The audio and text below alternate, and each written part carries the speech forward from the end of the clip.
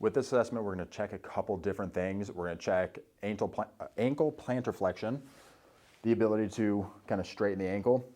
And we're also going to check hip extension and how you control that hip extension. So I'm going to have Garrett next to me.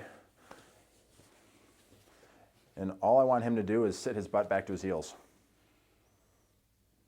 So you can see his butt doesn't really get to his heels. So knees, quads might be a little tight. Could also be that he's feeling a big stretch through the tops of the ankles. You should be able to sit here comfortably. This is technically a resting position. Many other cultures use it as a resting position. So we need to learn how to do some of these resting positions. You should be able to sit nice and easy.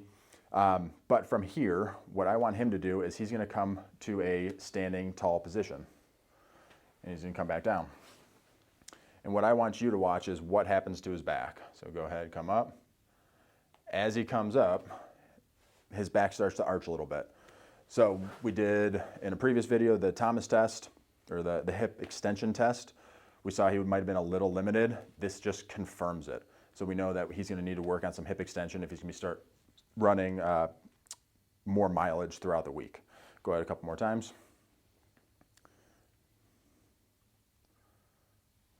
So the nice thing about this test is you can use it as an exercise, just like some of the previous tests we've done.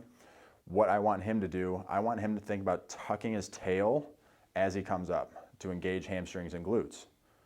He should feel a little bit more abs. There he goes. That's a good one.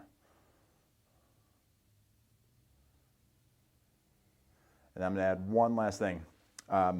This plantar flexion, if you can't sit here comfortably, add a pad under your knees. This is a little bit big, but he can sit here and it should be much more comfortable. Stretch is a little bit decreased, but now we can start introducing load into that tissue just so he can learn to get to that position.